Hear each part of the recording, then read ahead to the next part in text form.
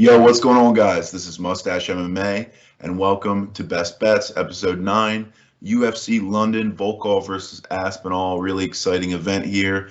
First one we got out of the US and Abu Dhabi since the pandemic, so great to have those European fans out there, those UK fans out there. Card is stacked and loaded with UK fighters, so should be really exciting for all those fans. Early start as well for us in the US, so maybe a little split screen action we'll be doing in the US with a little March Madness on one screen, a little UFC on the other. But nevertheless, ready to get into this, break down the books, look at some of the bets that I like, and make some official selections. So before I go ahead and make my selections for UFC London, we're going to go over the results of last card, which was UFC Fight Night Santos versus Ankalaev. We ended up going 5-4, so 5 wins, 4 losses. 8.5 units in play, returned 9.48, so just about up a unit, not too shabby, but also not, anything too impressive. But hey, can't be too hard on yourself for a positive day. And just a quick look at the overall results. So this includes best bets and parlay plays. So as you can see here, we were about minus $8 here, as the parlay plays did go slightly negative and kind of bring us to essentially an even card. So yeah, going through the specific bets that I placed last week really quickly. Ankalaev money line over 2.5 was a win. Dober McKinney fight starts the third round was a loss. That was an ice cold prediction there. Pereira Silva fight starts the second, a win. Summelsberger Fletcher over 1.5, a win. Aldrich and Robertson fight goes the distance, a win. Losses in Kirk money line and losses in Moutinho Cananetti fight goes the distance. A win in Mirzakhanov money line, and then a loss in a half unit play on a McKinney decision. So again, yeah, not too shabby, up about a unit for best bets last week. Let's roll with it into this week and continue the positive streak we got going in March. Yeah, let's get into it. So we got UFC Fight Night in London, Volkov versus Aspinall in the main event. Let's break down the first fight, which we got is Muhammad Mokaev versus Cody Druden.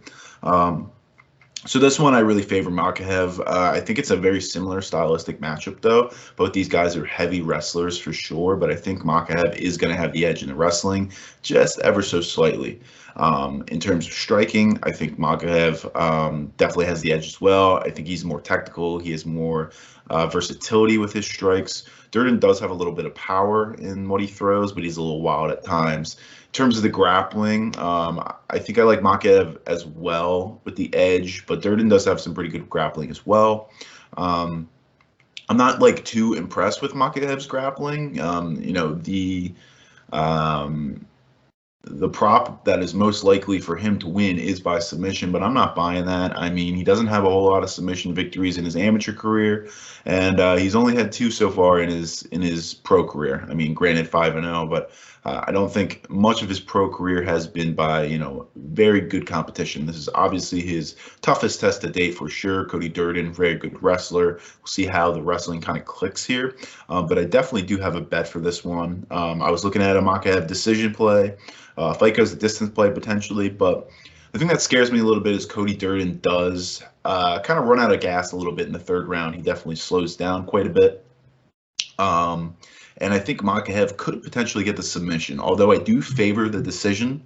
I think he could get a sub or maybe like a TKO victory in the later rounds, late second or third round potentially. So for that reason, I got an official 1 unit play on Mokaev money line and over 1.5. Minus 105 over on DraftKings. DraftKings has a little section of fight parlays that are technically, if you want to call them, single bets. But nevertheless, first play of the card, 1 unit on Mokaev money line and over 1.5. That is minus 105 over on DraftKings.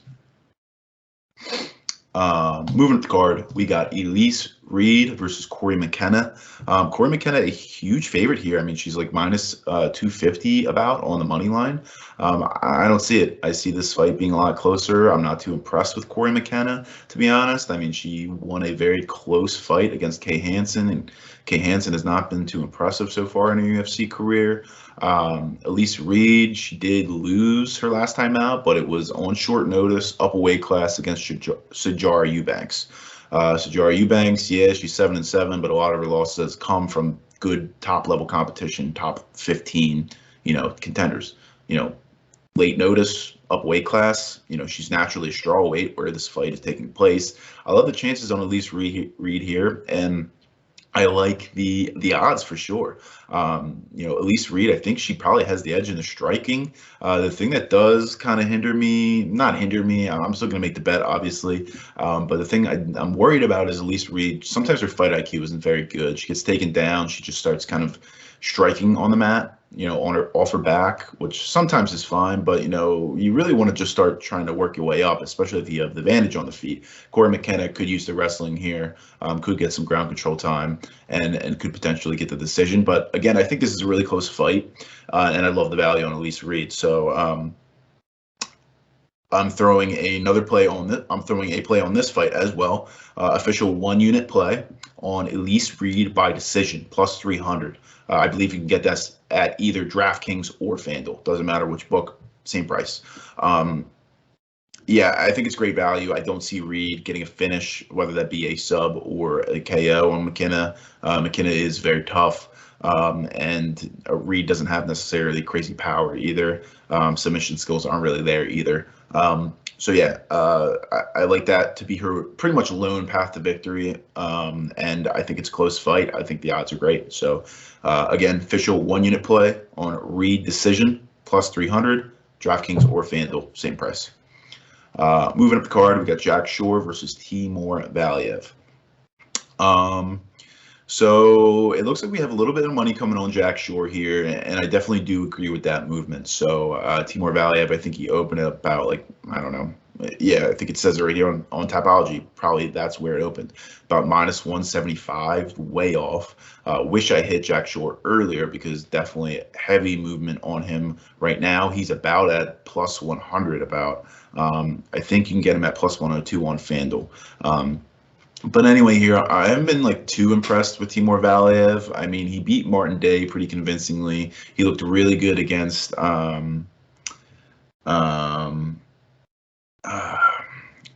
always blank on these guys' names. He literally fought last week, and I think I blanked on his name in my breakdown video as well. Trevin Jones. I don't know why I can't remember him. Nevertheless, Timur Valiev looked very good in the first round against Trevin Jones. Almost got the finish. Could have been a finish if it was a different ref, maybe.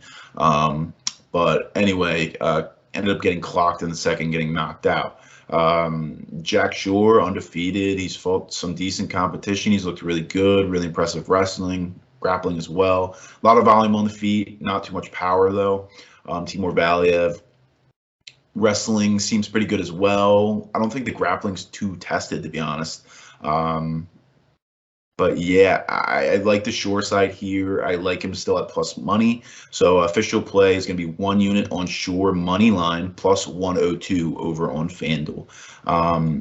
I just like Shore to win in the wrestling here. I like him to probably win in the grappling departments.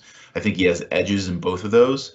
I think the striking is probably pretty close, to be honest. I mean, Timur Valiev doesn't strike me as too impressive in that striking department. He does have a little bit of power, but I don't think it's anything crazy. I think Jack Shore can handle it. Jack Shore has shown pretty good striking defense up to this point in his career, although he has faced some pretty, not the best level of competition, to be frank. But I do favor Jack Shore here. Jack Shore is pretty relentless with the wrestling as well. Timur Valiev, he's shown decent takedown defense, but again, I don't know. He does, I believe, train with Frankie Edgar, so that could help as well. But yeah, all these factors, I'm still liking Jack Shore, still liking the plus money on the money line. thought about a decision here. I definitely do favor a decision, but I think Jack Shore could potentially get a sub here on Timur Valiev. Like I said, Timur Valiev grappling not really tested in my opinion, so it's going to be the biggest test in the grappling department to date. So yeah, don't sleep on a Jack Shore potentially getting a sub. I believe I see a plus 700 on DraftKings. I don't know if it's still there. That was yesterday when I checked on that, but it's not a decent play.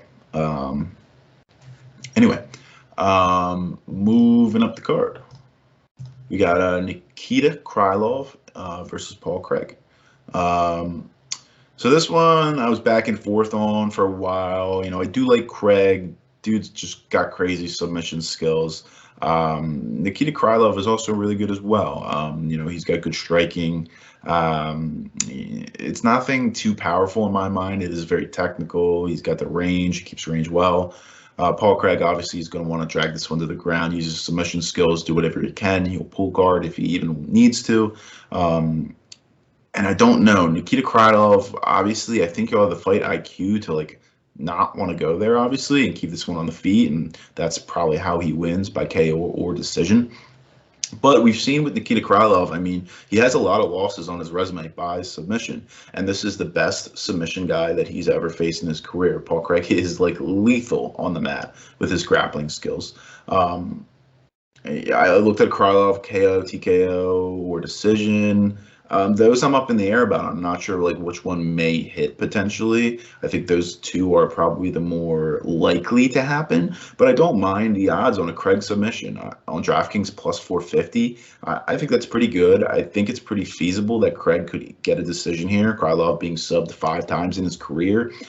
He was able to fend off Glover Teixeira, however, but Teixeira didn't really throw up too many submissions in that fight. He did throw up two arm and guillotines, but our arm and guillotines aren't too terribly difficult to get out of. All you have to do is eventually just pass to half guard or side control. You'll get enough breathing room to essentially negate that choke.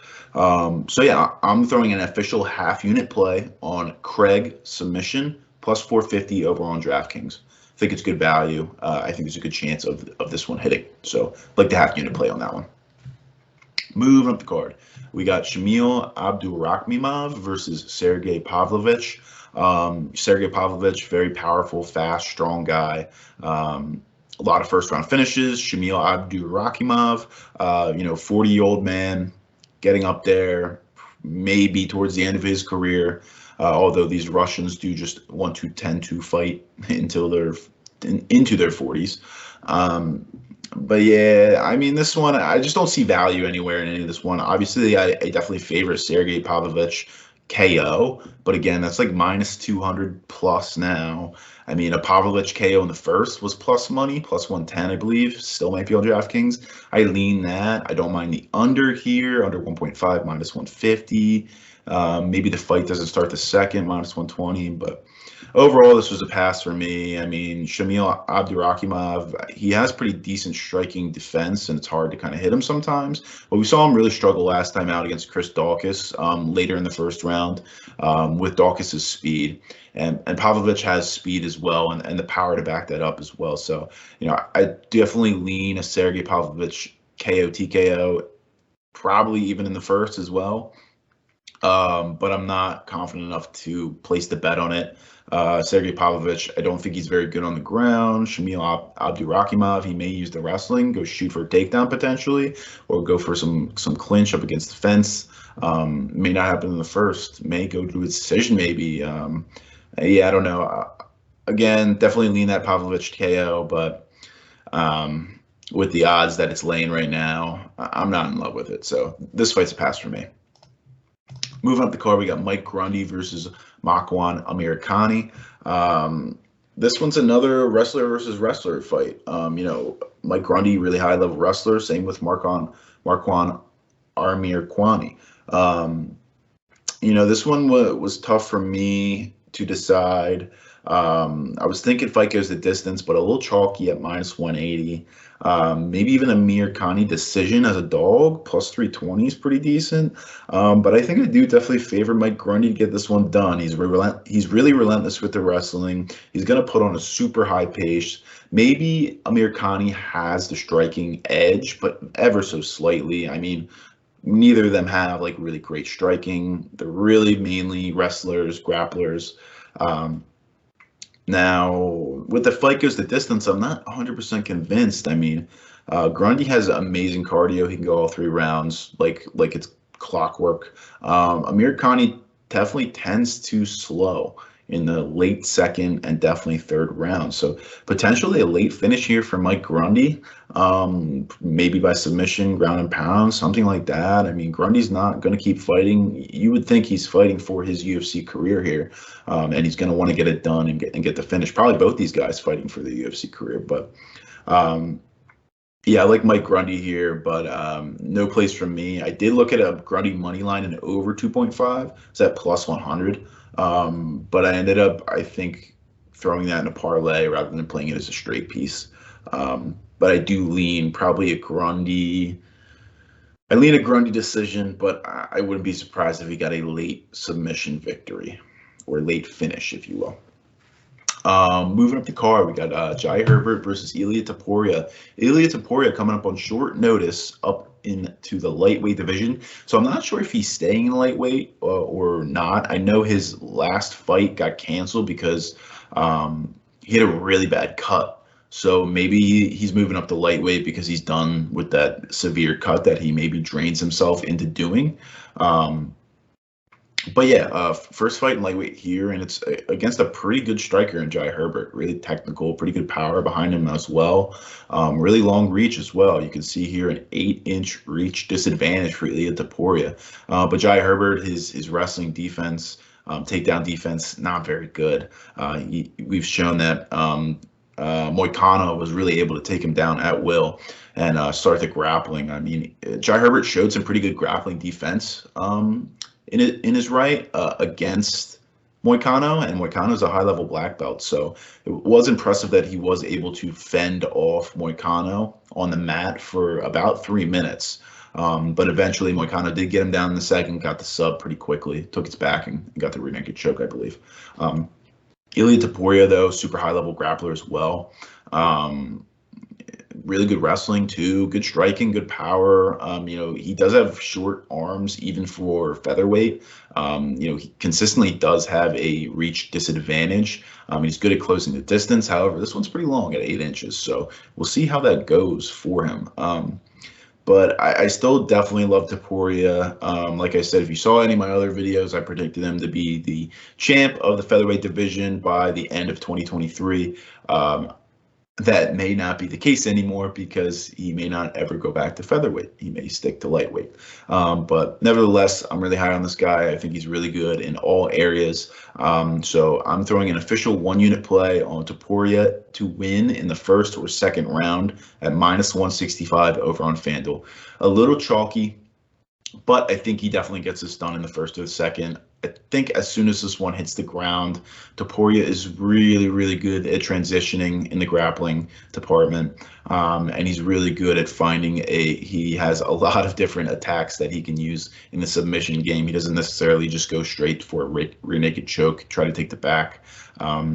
He's got a lot of weapons in that submission department that he can pull off on Jai Herbert, and Jai Herbert may not be able to defend those.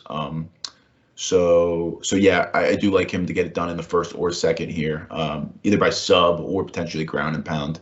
I don't think you'll want to stick on the feet with Jai Herbert. He is pretty slick, and he does have that long reach advantage. So anyway, official 1-unit play, Topuria first or second round to win in first or second round, -165 on FanDuel. Moving up the card, we got Molly McCann versus Luana Carolina. Yeah, this one for me is also pretty tough. Definitely some line movement coming on Molly McCann. She's in her home building, maybe. She's definitely tough. She throws a ton of volume, high pressure, high pace. could be the reason why. But, I definitely still like this one at a pick 'em, and I guess there's definitely still value on Karolina to win, especially by decision. But ended up being a pass for me. I think this is going to be a razor close fight. Could go either way in the judges' scorecards. Molly McCann just throws so much volume, comes forward, pressure, that looks good in their eyes. But Karolina, we're looking at a 7-inch reach advantage. That's going to be tough on McCann to close that distance probably. McCann could try to use the wrestling here and get some takedowns, which she could be successful in. But again, Karolina is long. She defended a lot of takedowns from Luby Godinez, who is a very good prospect and a good wrestler in her own right. So, it may be difficult to get her to the ground, may stand up on the feet for a while. And with the reach advantage that Karolina has, it's going to be difficult for Molly McCann to close the distance well and land the shots that she needs to get this win. So, I think I lean the Karolina side just because of the odds, but I think it is a straight pick 'em, should be. Karolina decision is a pretty decent play, but I'm not playing it straight. This fight's a pass for me. Moving up the card, we got Gunnar Nelson versus Takashi Sato. So this one, I was a little back and forth on the Nelson side, but it wasn't 100% positive what I wanted to do. But I ended up going with what I think is the most plausible here, and obviously what the odds makers think is the most plausible. So official 1-unit play on Nelson by submission, -105 on FanDuel. So Gunnar Nelson, he does have about a 2.5-year layoff. So it's a little concerning there. And Sato has fought somewhat recently as well. But Nelson, really good wrestling, really high level grappling. Seems like we have a lot of wrestlers and high level grapplers on this card, which is exciting if you're an MMA fan. If you're a casual, you may not like this card because there may not be a lot of knockouts, maybe more submissions, but nevertheless, I think this card's fire. I think there will be a lot of finishes, so maybe definitely tune into this card and the main card as well. But anyway, end tangent there. Takashi Sato, I mean, he has 2 knockouts in the UFC so far, but they're against the most chiniest opponents ever. Nelson does have a really good chin. He's gone up against really good competition like Gilbert Burns and Leon Edwards and hasn't been finished. So I really have a hard time seeing Sato get a knockout here, and I think that's his only path to victory. Now, I think that's definitely only live in the first round as well. Sato here coming in on short notice. Where's the cardio going to be at? As the second and third round maybe gets into it. A lot of wrestling, a lot of grappling involved. It's really going to tire him out. So eventually I do like Nelson to get that submission, using a lot of wrestling, using a lot of grappling and tiring him out. And Sato also being submitted twice in his UFC career in both his losses. And fun fact, both of those submission losses or submission wins by his opponents was their first in their career. So if that tells you something, that both these guys don't necessarily have high-level grappling skills, and they're submitting Takashi Sato. Gunnar Nelson has super high-level grappling skills. I think he's going to get this up here. I would be very surprised if he doesn't. Hence, my official 1-unit play on a Nelson submission, -105 over on FanDuel. The only thing that scares me is Gunnar Nelson, again, 2.5-year layoff. We don't know is necessarily where he is at. But anyway, moving up the card, Paddy the Baddie Pimblett, the new Sean O'Malley, I like to say, marketed like it at least, and Rodrigo Vargas, giving him a very favorable matchup here, in my opinion, as Vargas is not the best, but giving him a surefire probably finish in my mind. But anyway, this was an official 1-unit Twitter play. So the Twitter plays are early plays that I obviously play before these videos that I make. I've been very successful in beating the line. I've also been very successful in hitting these. I have won 5 of 6 Twitter plays, and I've beat the line on 3 of those. So 3 of 6 have beaten the line. Now, if you count these 2 Twitter plays that I will eventually announce in this video, 5 of 8 will have beaten the line. We'll see if they win down the road, but I am pretty high on them. So anyway, I'm going to just show a quick screenshot so you guys can see. So here's my official early Twitter play.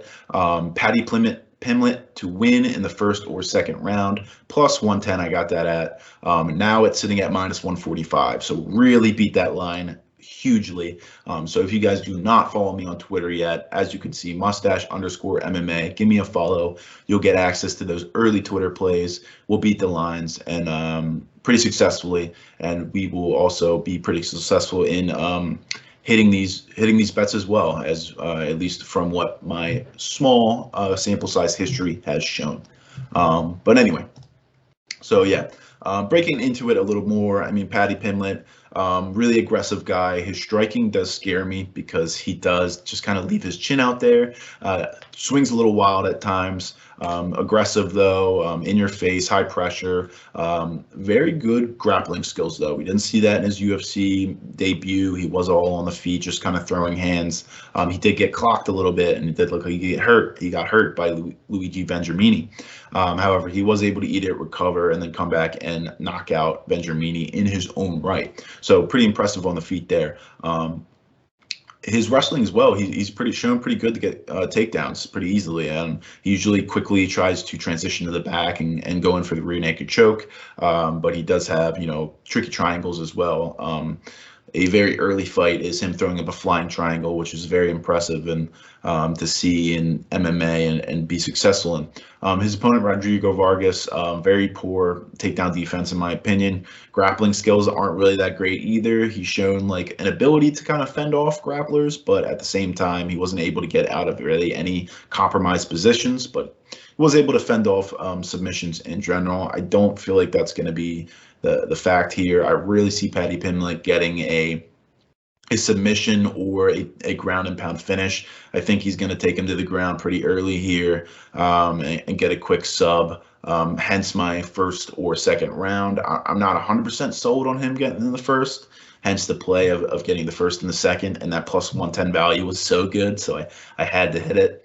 But Vargas does have a little bit of power in his hands, so it will be wise for Paddy Pimblett to go to the ground early because he has such a extreme edge in both the wrestling, in my opinion, and the grappling department. So again, official 1 unit Twitter play was Paddy Pimblett in round 1 or 2 plus 110. 1 unit on that, if I didn't say it before. Moving up the card, we got Arnold Allen versus Dan Hooker. This one was tough. I was back and forth, but you know what? I think I lean Dan Hooker here. I'm not all impressed with Arnold Allen.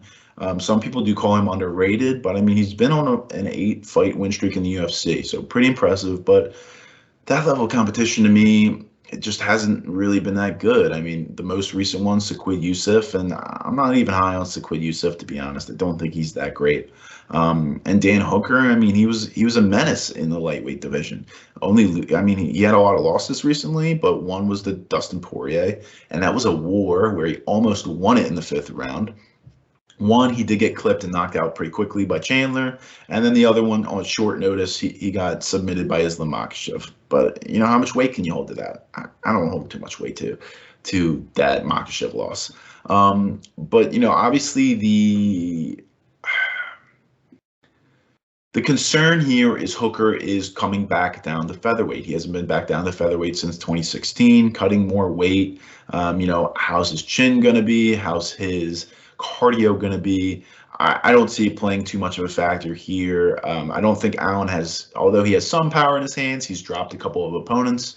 But I don't think he has the best power. I do think he has some submission skills as well, but I don't think they're anything crazy. I think Dan Hooker, I lean a Dan Hooker decision play here, but I ended up going with official 1 unit play. Fight goes the distance, minus 154 on FanDuel. A little chalky, but money coming on it. And I just think it's the best path to victory for both of these guys. I mean, Arnold Allen, he is a decision guy. He's been a decision guy in the UFC. I want to say 6 of his 8 victories coming via decision. Let's count them up. 1, 2, 3, 4, 5, 6. Yep. So only getting 2 submission victories. Dan Hooker has his wins as of recent, I believe, have all come. His last 3 wins have come by decision as well. So these guys have been on the decision streaks for both of them. You know what? I think fight goes the distance, even though it may be a little chalky at -154. I think it's a good play. The only thing I see potentially ruining this play is Dan Hooker with the weight cut. Potentially his chin is gone or his cardio is gone. Allen gets the KO, TKO, and/or club and sub. But again, I don't think it's going to happen. I think Hooker should be all right, and I'm confident about that. So official 1-unit play, fight goes the distance, -154 over on FanDuel. The main event, and a really exciting main event in my opinion, Alexander Volkov versus a top prospect in Tom Aspinall. This, again, was another official Twitter play. So as you can see here, I threw 1 unit on Tom Aspinall at +102 over on FanDuel. And this was back on February 24th. So this was a pretty early play because I knew money was going to come in on Aspinall. And if you even read this tweet here, I had an opportunity to get it at +126 and I missed it by an hour. I was pissed. But nevertheless, we still got plus money on Aspinall. I don't see, at least from what I saw recently, I don't see a lot of plus money available on Aspinall anymore. The best price I'm seeing is maybe -110, -115. So yeah, again, beat that line there. We'll see where it ends up at the end of Saturday, but I still expect more money to pour in on Aspinall. But we shall see. And so yeah, official 1-unit Twitter play on Tom Aspinall at +102. Follow me on Twitter, mustache_MMA, to get those early plays where we have been consistently beating the lines and consistently winning. But nevertheless, I'll break it down a little more. I mean, I just like Tom Aspinall here. His movement is good. His speed is good. He's got power behind it on the feet. He does have wrestling as well, and he's got a Brazilian Jiu-Jitsu black belt as well. He's a good grappler. That was his first martial art, if you will, and his first discipline.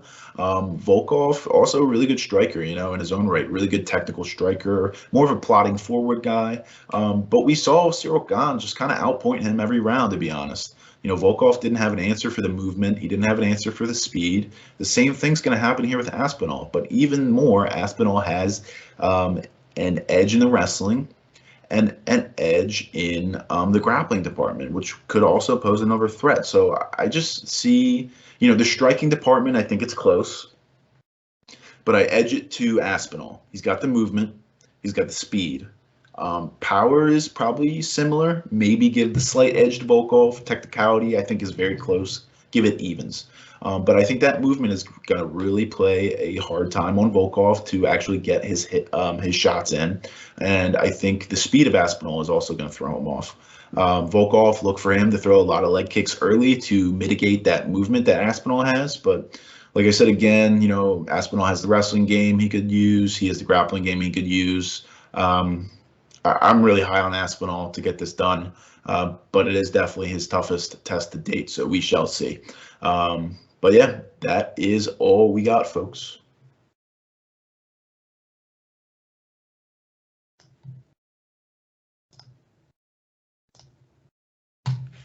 All right, guys, thanks a lot for watching the video or listening to the video if you're listening on Steady Picks Radio. Yeah, shout out to steadypicks.com.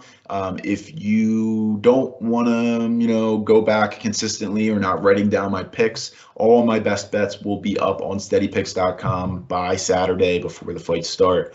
So check out steadypicks.com. It is free to sign up. You get exclusive, or you get access to the Steady Picks system and all other contributor picks, as well as my picks as well. Totally free to sign up. So go ahead, shoot over there, sign up with your email, and start winning. Yeah, thanks a lot again, guys, for watching. If you're on YouTube, subscribe, hit the like button, leave me any comments down below if you like my plays, dislike my plays, or got any plays of your own. I will have another video coming out shortly, later today, my parlay plays video, where I'll create a couple different variation parlays for this card. Thanks again, guys. See you soon.